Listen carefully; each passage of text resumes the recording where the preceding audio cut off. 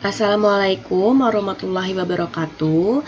Selamat datang di channel YouTube Mahasiswari Channel untuk teman-teman yang baru pertama kali ke sini. Gimana nih persiapan teman-teman yang mau menghadapi SKB dan P3K?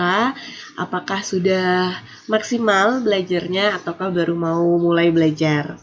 Nah, jadi teman-teman yang ikut CPNS, misalkan ternyata setelah di ranking manual teman-teman masuk ke SKB, yuk langsung dimulai belajarnya ya. Karena waktunya nggak banyak nih, waktunya hanya sebentar untuk teman-teman tes lagi di SKB. Jadi harus dimaksimalkan benar latihan soal, perbanyak materi. Untuk di SKB sendiri, ini kan dia poinnya besar ya teman-teman, yaitu 60%. Jadi kalau misalkan teman-teman di SKD ternyata setelah di ranking posisinya agak nggak aman nih di urutan akhir atau nilainya jauh dengan yang nomor 1, jangan khawatir karena bisa teman-teman kejar di SKB. Nah, kemudian untuk teman-teman yang ikut P3K yang udah pengumuman administrasi dan dinyatakan lulus, juga langsung dimulai ya belajarnya, dimulai dari sekarang supaya nanti bisa mendapatkan hasil yang sesuai harapan. Karena kalau misalkan persiapannya nggak mateng, jarang latihan soal, kemudian materi juga tidak terlalu memahami, pada saat tes biasanya itu akan gugup nih kalau udah mulai baca soal yang tidak dipahami dan akhirnya ujung-ujungnya blank. Yang harusnya soal itu mudah malah jadinya sulit ya teman-teman. Jadi kalau teman-teman di sini perlu bimbingan belajar dan khusus untuk kebidanan, teman-teman bisa ikut bimbingan di Bimbel Midwifery Care. Nah, untuk info lebih lanjutnya itu teman-teman bisa langsung klik link Telegram yang aku sertakan di description box. Oke, tanpa perlu berlama-lama, kita langsung aja mulai latihan soalnya. Nomor 1, evaluasi yang dilakukan bidan sebelum melakukan penjahitan luka jalan lahir adalah A. Identifikasi laserasi, B. Mengukur TFU, C. Memeriksa plasenta, D. Perawatan BBL, E. Menyuntikkan oksitosin. Nah, ini berkaitan dengan soal APN ya, teman-teman, 60 langkah APN. Sudah seringkali saya ingatkan bahwa untuk teman-teman bisa memahami tipe soal yang seperti ini, harus pahami dulu 60 langkah APN-nya. Harus hafal dulu bagaimana urutannya.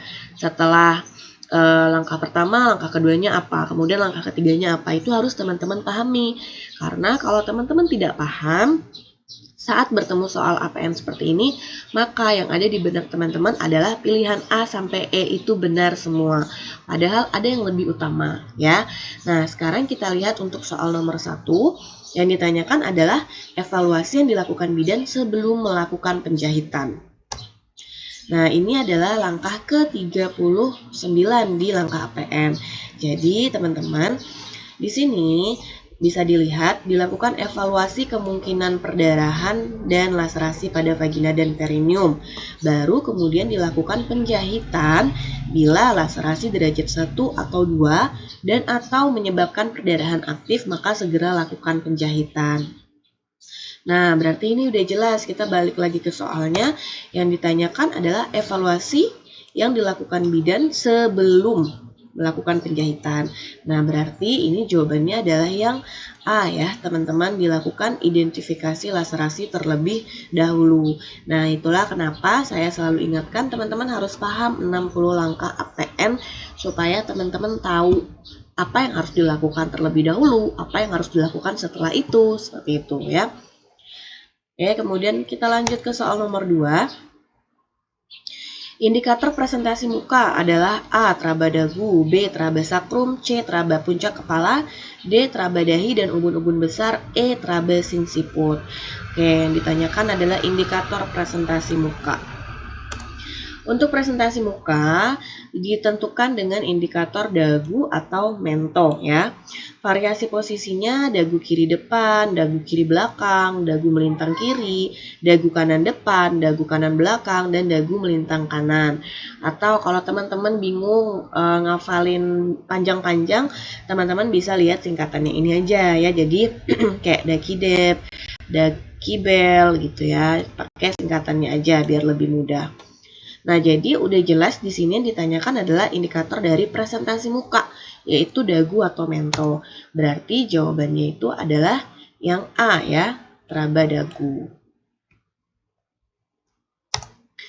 Lanjut soal nomor 3. Pada presentasi dahi dengan ukuran panggul dan janin normal tidak dapat lahir secara spontan, maka tindakan yang dilakukan adalah A. Partus percobaan, B. Induksi persalinan, C. Episiotomi luas, D. Seksio sesarea, dan E. Persalinan pervaginam.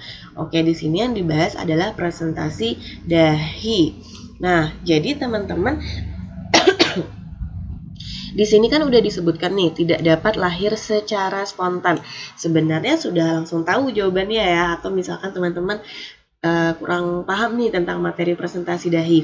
Tapi ini ada kata kuncinya, tidak dapat lahir secara spontan. Artinya sudah jelas ya dia lahirnya secara SC ya teman-teman, karena pilihan A. Partus percobaan ini bukan, dia nggak bisa lahir secara spontan. Induksi persalinan juga, walaupun diinduksi, dia juga tidak bisa lahir secara spontan, ya kan? Episiotomi luas juga tidak. Persalinan pervaginam apalagi. Maka ini udah jelas jawabannya adalah yang D. Nah, sekarang kita lihat dulu untuk teorinya. Penanganan pada presentasi dahi dengan ukuran panggul dan janin yang normal tidak dapat lahir secara spontan pervaginam, maka dilakukanlah SC ya. Jadi untuk soal tadi jawabannya adalah yang D ya, seksio sesarea.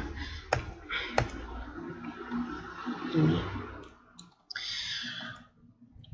Oke, kita lanjut ke soal nomor 4. Apakah penata laksanaan kehamilan patologi yang dapat dilaksanakan oleh bidan sesuai dengan lingkup kewenangan? A. IUFD, B. Anemia ringan, C. Abortus insipient, D. PEB, dan E. Abortus incompletus. Oke, jadi ada beberapa penata laksanaan kehamilan patologi yang memang bisa dilakukan oleh bidan dan tidak. Saya rasa pun teman-teman di sini sudah sangat memahami tentang ini ya, karena ini berkaitan juga dengan rujukan kita ke pelayanan yang tingkat yang lebih tinggi. Nah, di sini yang ditanyakan penata laksanaan kehamilan patologi yang sesuai dengan lingkup kewenangan. Maka udah jelas ya teman-teman, dari pilihan A, B, C, D, dan E, yang tepat itu adalah yang B, yang anemia ringan. Nah, untuk IUFD ini memang bukan lagi lingkup kita. Kemudian abortus insipient juga apalagi ya, ini harus kita rujuk ya kalau itu terjadi di BPM. Kemudian PEB juga ini harus konsultasi dokter, abortus incompletus juga kita harus konsultasi dokter. Jadi memang yang bisa kita tangani itu adalah yang anemia ringan. Nanti kalau baca soal itu dilihat lagi ya teman-teman, kalau disebutkan tempat pelayanannya misalkan di rumah sakit jangan sampai tertipu ya, karena di sini kan tidak disebutkan dan dia hanya menanyakan yang bisa dilakukan kita sesuai dengan lingkup kewenangan. IUFD, insipient, PEB, dan incompletus itu lebih ke kita melakukan kolaborasi atau rujukan ke dokter. Oke, nomor 5. Seorang perempuan hamil 7 bulan datang periksa ke puskesmas untuk memantau kesejahteraan janin yang dikandungnya. Cara apakah yang bisa dilakukan ibu hamil? A. Menghitung denyut jantung janin, B. Menghitung gerakan janin, C. Memeriksa dengan USG, D. Memeriksa dengan stetoskop, dan E. Menghitung denyut jantung ibu. Oke, di sini yang ditanyakan adalah untuk memantau kesejahteraan janin ya. Cara apakah yang bisa dilakukan ibu hamil? Oke teman-teman, jangan ini ya, kalau baca soal harus diteliti benar-benar, jangan sampai salah. Biasanya karena kita tuh ngejar waktu, jadi kita baca soal tuh kayak sekilas tidak melihat kuncinya itu di mana gitu. Nah, di sini kan memang untuk memantau kesejahteraan janin itu kita sebagai nakes juga bisa melakukan ya, kayak kita cek DJJ-nya, kita lakukan USG oleh dokter gitu kan. Tapi di sini yang ditanyakan adalah cara apakah yang bisa dilakukan oleh ibu hamil. Nah, untuk memantau kesejahteraan janin itu bisa dilakukan oleh tenaga kesehatan dan ibu hamil itu sendiri. Kalau tenaga kesehatan dilakukan USG oleh dokter, kemudian menghitung DJJ dengan stetoskop atau Doppler, dan dilakukan non-stress test atau NST. Nah, untuk ibu hamilnya sendiri itu bisa dilakukan dengan menghitung gerakan janin ya. Jadi tadi ini udah jelas ya teman-teman, karena yang ditanyakan yang dilakukan oleh ibu hamilnya, maka jawabannya itu adalah menghitung gerakan janin. Yang B, kalau denyut jantung janin ini kan nakes ya. Kemudian USG ini juga nakes dokter. Yang kemudian yang D dan E-nya ini udah bukan ya teman-teman. Menghitung denyut jantung ibu ini juga kan yang ditanyakan kesejahteraan janin ya. Jadi bukan ibunya. Oke, udah jelas ya teman-teman. Itu tadi 5 soal untuk latihan. Semoga bisa teman-teman pahami dan bisa bermanfaat untuk teman-teman semuanya. Semangat untuk yang akan mengikuti SKB dan P3K. Semoga tahun ini bisa lulus. Amin. Terima kasih. Assalamualaikum warahmatullahi wabarakatuh.